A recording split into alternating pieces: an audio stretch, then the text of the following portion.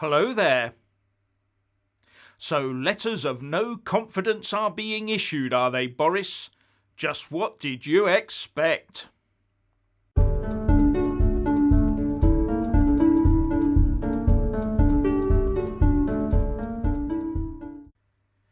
As per usual, please like, subscribe and comment below. And when subscribing, please do press that little bell, but also select the all option, or you won't get any notifications when I publish a new video.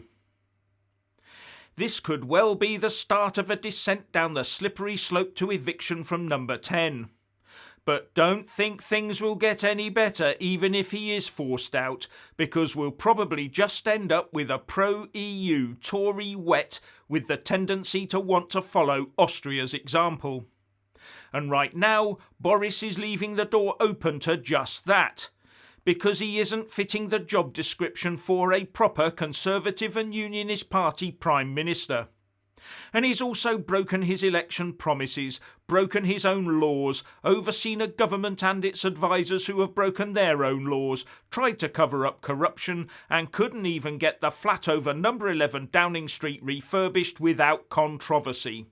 And that one could still bite him hard. And on top of that, he appears to be getting a bit ragged around the edges. And no, I'm not talking about his hairstyle or choice of attire. No, I'm referring to things like his disastrous speech at the CBI, where he somehow shuffled his notes, lost his place and train of talk, and ended up ad-libbing about Peppa Pig while making engine noises. And the resulting behind-the-scenes dissatisfaction in Boris leaked out of the Tory party colander. Now, when he stood up to face Captain Hindsight and answer the first question at PMQs this lunchtime, Major Half-Done, the Prime Minister Boris Johnson, was greeted with cheers of approval from the benches behind him. Which surprised me, as I thought that given some of the speculation emanating from Tory party and government sources, he would be more likely to have been welcomed by jeers from knife-sharpening colleagues behind him. But they know they're stuck with him, for now. So they gave him vocal and public support. Politicians do that sort of thing, you know. They always give someone their full vocal support just before pulling the rug from under them. So why do I call Boris Major Half-Done? Well, he's got a bit of a track record there, hasn't he? He half did Brexit for a start, by exiting the EU, but absent-mindedly leaving Northern Ireland behind him in the single market and under ECJ jurisdiction, not to mention giving away all those fish. He's also in the process of half-doing that HS2 white elephant, as well as only levelling up half the country, the southern half. And where the health emergency is concerned, he appears to have spent hundreds of billions, where only half of it was spent wisely. The rest seems to have ended up in some pretty dodgy pockets. And now he's engaged in actively ditching a large chunk of our care and health workforce, that just last year he had us standing on our doorsteps and clapping for. Then he half-damaged the triple lock to ensure the state pensioner only got about half of what was due to them. And now he's half-controlling our borders by making sure the only border that is properly enforced is the new one between Northern Ireland and the rest of the UK. The others are more porous than ever. So it shouldn't be surprising that many in this country, including many on his own team, only give him half-hearted support. But I will give Boris one area in which he has been 100% successful. Oh yes. And that is where part of the hospitality trade is concerned, because he's managed, despite the pandemic, to keep the hotels fully occupied for the last 12 months or so, especially the ones at the plushier end of the market. Anyway, Boris was greeted by the cheers of his backbenchers, when it's rumoured some of them are sending their letters of no confidence in him to the chair of the Tory 1922 Backbench Committee, Sir Graham Brady. It would need 50 of those letters to do the job of forcing a Tory party leadership election, and his ministers are trying to play it down, calling it fake news. Anyway, why are his MPs depositing those letters? Basically because far from getting a true blue Tory Prime Minister, they seem to have got someone with a brain cloned from a meeting of minds between the Green Party's Caroline Lucas and that old lefty Jeremy Corbyn. Yes, someone driven to deliver the biggest, greenest state they can. Not exactly what the traditional Conservative voter asked for, is it? So right now he's half completed the job of throwing away an 80-seat majority and handing the country over to the Marxist loons in Labour. Where is the real so-called Boris the Libertarian? Did it ever really exist? Maybe we'd be better off with Peppa Pig. But we will definitely not be better off with that half-chewed baked bean Captain Hindsight and his team of socialists. But before I get on to that, I just want to say a massive thank you to all my Super Thanks, Patreon and PayPal supporters, as well as those that do buy a mug with my mug on it. Links in the descriptions box below. You really do help me keep this channel going. So the normality of the two-party state is that when blue fails, red gets in, and when red fails, blue gets in.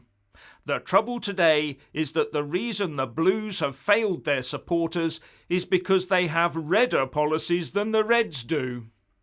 And we know that because Keir Starmer and his shadow chancellor Rachel Reeves are telling everyone that Labour is the party of business because the Tories are failing in that arena and people are actually taking them seriously.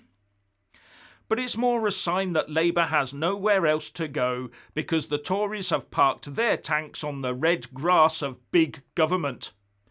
Even if some of the workings of that big state do appear to have benefited the more traditional Tory voter base than the rest.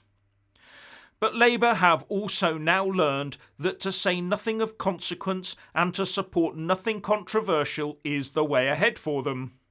And their next fence-sitting exercise is over Northern Ireland.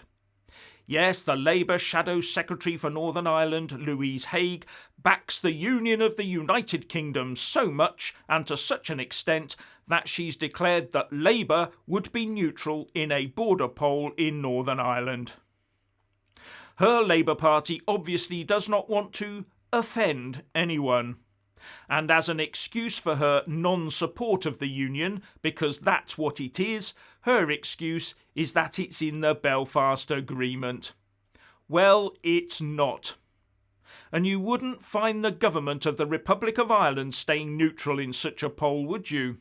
No, they'd be out in force, because as I understand it, to fulfil the requirements of the Belfast Agreement, a border poll has to take place concurrently both north and south of the border, with the answer on each side being a majority for uniting the island before it can happen.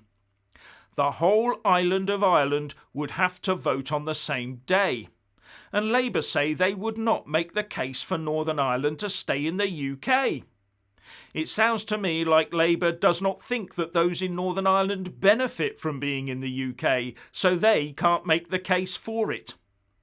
And if you remember, the Labour leader in Wales and First Minister Mark Drakeford recently talked about Devo Max for Wales and is also seemingly getting into bed with the Welsh nationalists Plaid Cymru.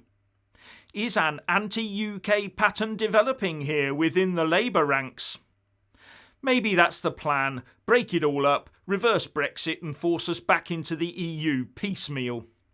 Who knows what goes on in their left-wired brains? And I wonder what side Labour would be on if the Scots nationalists did get their wish for an Indie Ref too. Would Labour go all undecided and wobbly on that one as well? Now the Tories are today making much of the latest employment figures showing that there are more people on the payrolls than before the pandemic started. And that shouldn't come as much of a surprise. After all, the public sector is becoming more bloated by the day, with diversity and inclusivity officers at every level in every government department up and down the land. Just more big state stuff. As well as all those administrators being hired to oversee the rollout of the you-know-what in every school. And all those marshals that have been taken on to make sure we all do as we are told. As well as the thousands taken on for all those different tasks during the crisis. Someone had to deliver those potions into arms, didn't they? And then there's the extra staff we must have taken on for all those Kent arrivals. And we're taking on more people to start dealing with the backlog of patients that has built up in the last 18 months. So, record employment. But we need to know the breakdown by sector to see whether they're taxpayer funded or private sector. But we do still have difficulty with strawberry picking and turkey farming, it seems. And on a final note, according to the Times, the US President Sleepy Joe Biden is considering sending arms to the Ukraine in response to the build-up of Russian troops on the border. All I can say is, I hope he makes a better job of that, of ensuring those arms fall into the right hands, than he did in Afghanistan. So what's your opinion on Boris and the Tories? Please like and comment below.